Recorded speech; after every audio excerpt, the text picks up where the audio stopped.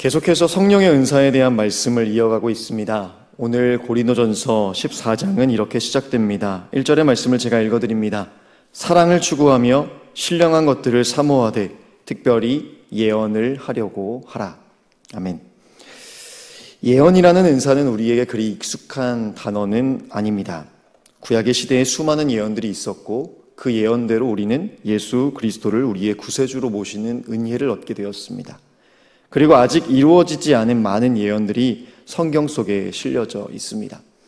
우리는 예언을 경험했고 듣고 읽고 있으면서도요, 여전히 예언에 대해서 어색함을 느끼게 됩니다. 왜냐하면 우리가 생각하는 예언은 뭔가 대단한 미래, 계시 이런 것들을 이야기해야 하는 것처럼 여겨지기 때문입니다. 그러나 사도 바울이 특별히 구하라고 하는 예언의 은사는요, 그러한 놀라운 계시를 포함함과 동시에 일반적으로 하나님의 뜻과 진리를 선포하는 것을 포함하고 있습니다. 하나님의 계획과 하나님의 진리를 선포하는 것이 여기에서 말하는 예언인 것이지요. 먼저 우리는 사도 바울이 왜 고린도인들을 향해서 특별히 예언을 구하라고 했는지 살펴볼 필요가 있습니다. 우리 4절의 말씀을 함께 읽겠습니다. 방언을 말하는 자는 자기의 덕을 세우고 예언하는 자는 교회의 덕을 세우나니. 아멘. 2절에서 4절을 읽어보면요, 절대적으로 예언이라는 은사만 중요해서 그렇게 강조하고 있는 것이 아니라 방언이라는 은사와 비교했을 때 예언을 구하는 것이 더 낫다라고 이야기하고 있는 것입니다. 그렇다면 예언과 비교되고 있는 방언은 무엇일까요? 우리가 흔히 떠올리는 사건은 오순절 성령 강림 사건입니다.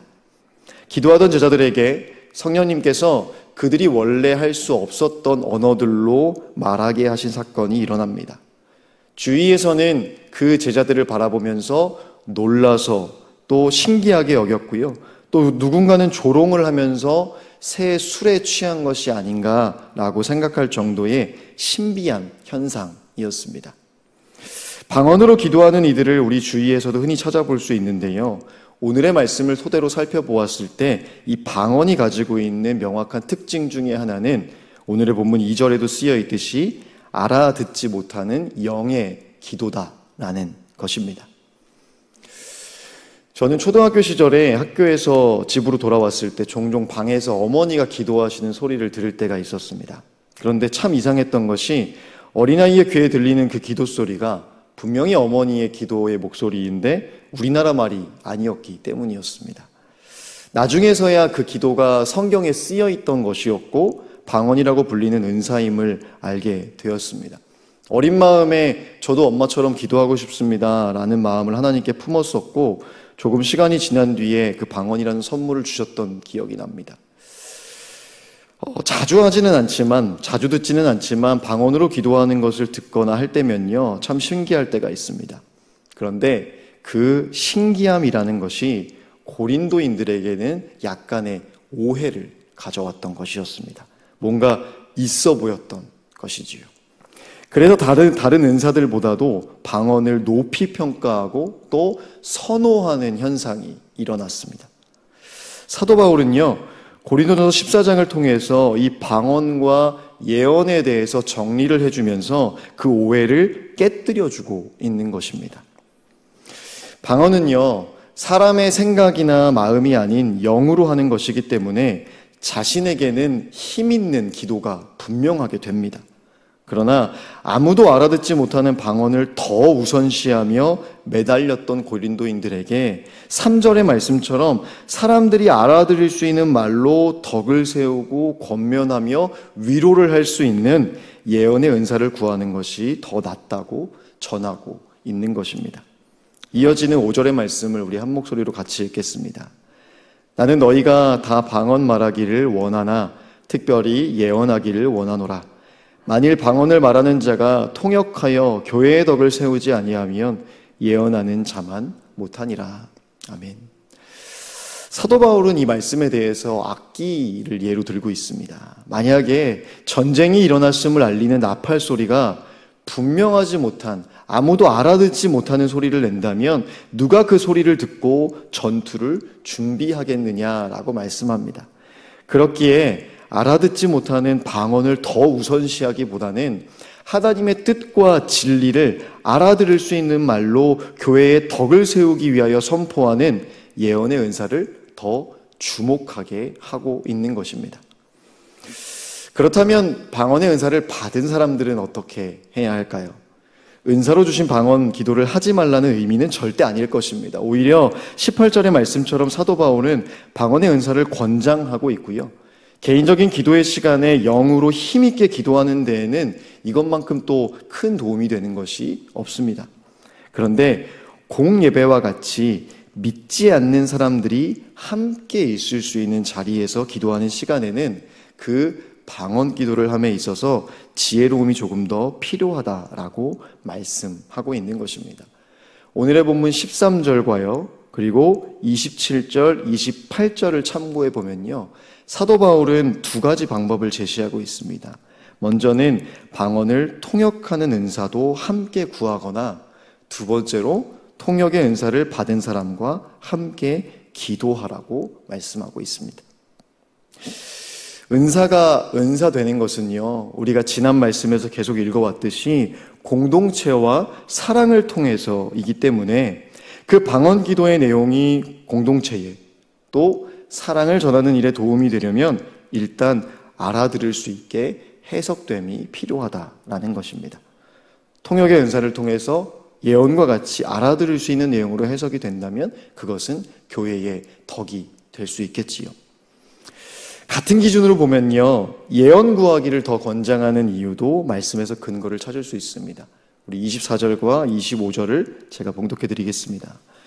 그러나 다 예언을 하면 믿지 아니하는 자들이나 알지 못하는 자들이 들어와서 모든 사람에게 책망을 드리며 모든 사람에게 판단을 받고 그 마음의 숨은 일들이 드러나게 되므로 엎드려 하나님께 경배하며 하나님이 참으로 너희 가운데 계신다 전파하리라 라고 말씀하고 있습니다. 예언은 하나님의 말씀이기 때문에 듣는 사람들로 하여금 그 마음의 숨은 일들이 드러나고 변화되며 결국에는 하나님께 경배하게 한다라는 것입니다.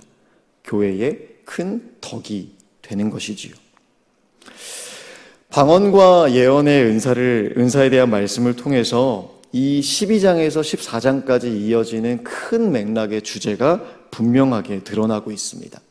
은사는 한 개인이 아닌 예수님의 몸된 교회에 유익을 주시기 위함이고 그 유익은 사랑으로 나타난다는 것입니다. 방언도 예언도 오직 이 목적으로 행했을 때에 주신 그 뜻대로 활용되는 것이다 라고 말씀하고 있는 것입니다. 고린도 교회 안에는요, 자신의 의를 따라서 방언의 은사를 더 중히 여기면서 오해와 혼란을 가져왔던 남자들이 있었습니다. 또한 34절 이하의 말씀처럼요, 공적 예배 안에서 과한 영적인 열정에 사로잡혀서 여러 남자들에게 질문을 하며 소란을 피웠던 여자들도 있었습니다. 하나님께서는 이 남자와 여자들에게 잠잠하라 말씀하시면서 교회에 덕을 세우라 하십니다. 아무리 은사가 있어도, 아무리 영적인 열정이 있어도 그것이 무질서를 가져온다면 하나님 보시기에 전혀 유익하지 않다라고 말씀하고 있는 것입니다. 왜냐하면 33절의 말씀이 우리에게 이렇게 가르쳐 주시기 때문입니다. 하나님은 무질서의 하나님이 아니시오 오직 화평의 하나님이시니라. 아멘. 교회 안에서 예언하는 은사는 더욱더 사모되어야 합니다. 하나님의 뜻과 계획과 진리와 마음은요, 한순간도 멈춤이 없이 선포되고 있기 때문입니다. 방언을 말하는 은사도 때때로 필요합니다. 때로는 내 생각과 내 마음을 모두 내려놓고요, 성령께서 기도하게 하시는 내용으로 기도할 필요가 있기 때문입니다. 그렇기에 사도 바울은 고린도전서 14장의 말미에 이렇게 말씀합니다. 우리 39절의 말씀 함께 읽을까요? 그런즉 내 형제들아 예언하기를 사모하며 방언 말하기를 금하지 말라. 아멘. 그런데 그와 동시에 하나님께서는 사도 바울을 통하여 다음의 말씀을 덧붙이십니다. 40절의 말씀도 함께 읽겠습니다. 모든 것을 품위 있게 하고 질서 있게 하라. 아멘. 성령의 은사는요, 사역에 도움이 되기 위해 주시는 귀한 것이지만 한 개인의 덕이나 자신의 의만을 위해 남발될 경우에는 오히려 교회의 덕을 해치는 결과로 나타났습니다. 품이 있다는 것은요, 적당한 것을 의미하고요, 질서 있다는 것은 공동체와의 조화를 의미합니다. 그리스도 안에서 주어진 은사가 하나님의 뜻을 따라 품이 있고 질서 있게 활용될 때에 그 은사는 교회를 교회되게 하고 그리스도인을 그리스도인 되게 하는 풍성함으로 우리에게 나타나게 될 것입니다. 영적 은사를 풍성히 받는 복을 누리시기를 바랍니다. 그것을 통해 사랑이신 하나님을 세상에 보여주며 교회의 덕을 세워가는 우리 모두가 되기를 주님의 이름으로 간절히 소망합니다.